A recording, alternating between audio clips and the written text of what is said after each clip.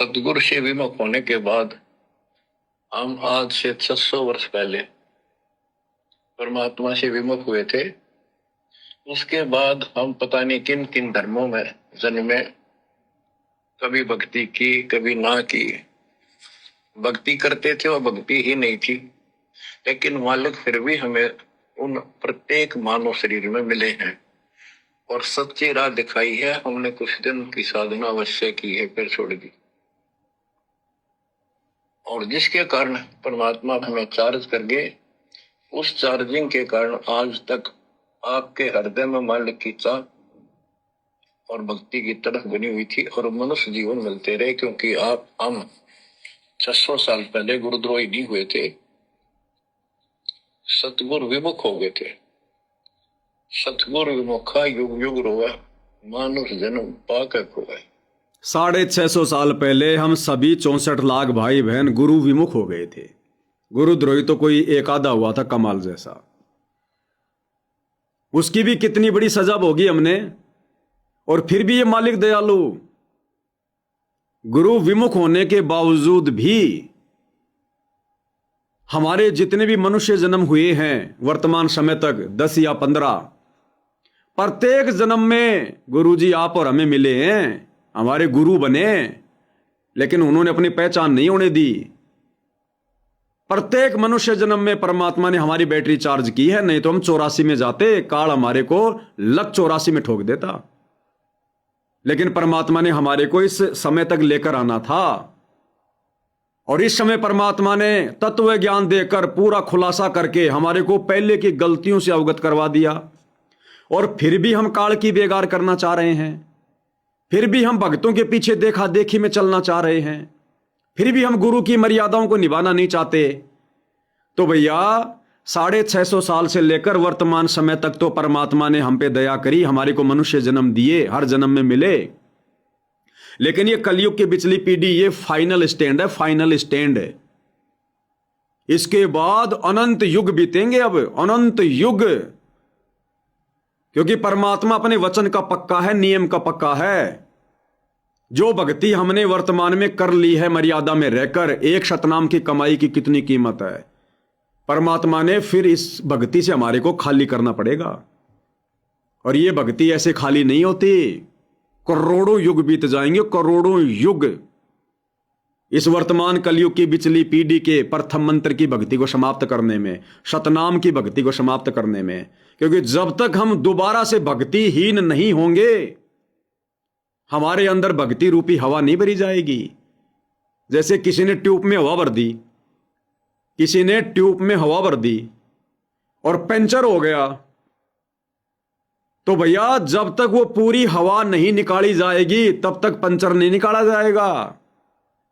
अगर उसमें हवा भरते रहोगे तो निकलती रहेगी, क्या फायदा।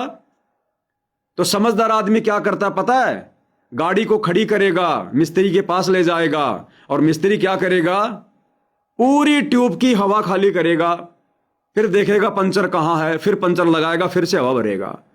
तो वर्तमान में आप और हमने जो भक्ति रूपी हवा भर ली है और किसी कारण से मर्यादा तोड़ के पंचर कर लिया, तो परमात्मा फिर क्या करेगा, पूरी ट्यूब को फिर से खाली करेगा, हमारी पूरी भक्ति कमाई को नष्ट करवाएगा। देवता बनाकर, ब्रह्मा विष्णु महेश बनाकर, राजा महाराजा बनाकर, साथ में जो कर्म फूटेंगे वो अलग है।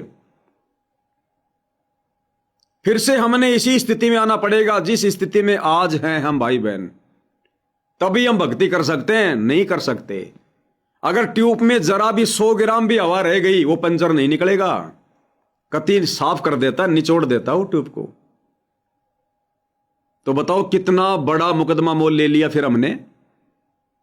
तो ये मुकदमा भाई और बहनों, हमारे 90% भाई बहन जो आज भी आंख बंद करके गुरु की गैर हाजिरी में उनके ज्ञान को आधार ना बनाकर शतलोक आश्रम कमेटी के पीछे, गुरुदेव के कलयुगी परिवार के पीछे जो भेड़ चाल में चल रहा है, ये मुकदमा वो भाई बहन मोल ले चुके हैं।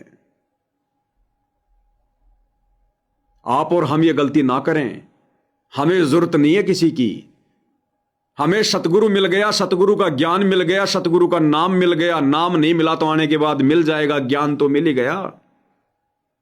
हमें धर्म कर्म की जानकारी हो गई, अब भला हमें गुरु के परिवार की क्या जरूरत है? हमने अपनी खोपड़ी पर किसी कोऑर्डिनेटर को सरदार बनाकर बैठाने की क्या जरूरत है? ये आत्मा और परमात्मा के बीच का मार्ग है। क्या शरीर छोड़ने के बाद भी कोऑर्डिनेटर के सहारे रहेंगे क्या? ये बिगड़ी हुई आदत, इस आदत से बाहर निकलो। अपने परमात्मा से अपना कनेक्शन जोड़ो। जो मर्यादा भक्ति बताई है उसको करो। परमात्मा पल पल साथ रहेगा, हर शंका का समाधान करेगा, हर जरूरत को पूरा करेगा। जहां जरूरत पड़ गई परमात्मा शरीर रूप में प्रकट हो जाएगा। वो कोऑर्डिनेटर हमारा क्या बचाव करेगा? उल्टा हमारी मर्यादा और तोड़वा रहा कोऑर्डिनेटर, पीले पर्चे निकाल के, डरा के, धमका के। अब बताओ, झज्जर का कोऑर्डिनेटर जगबीर, आपने ऑडियो सुनी होगी मीरा और कमाली बहन के साथ। अब झज्जर का कोऑर्डिनेटर जगबीर झज्जर की संगत को, एक बीजेपी का नेता है ओम प्रकाश धनखड़, उसके बेटे का या उसके पोते का जन्मदिन था। और बताओ, सतलोक आश्रम वाले भक्तों को झज्जर के कोऑर्डिनेटर ने इकट्ठा करके उस बीजेपी के नेता ओम प्रकाश धनखड़ के पोते के जन्मदिन की पार्टी में ले जाके बैठा दिया और सभी भक्तों ने वहां पर भोजन किया।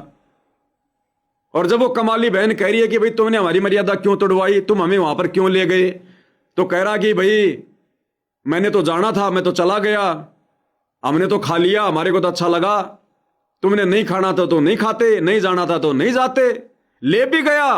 और उल्टा चोर कोतवाल को डांट रहा है, गलती भी करवा दी, मर्यादा भी उसने तोड़वा दी, और फिर उल्टा भक्तों को डांट रहा है कि तुम क्यों गए।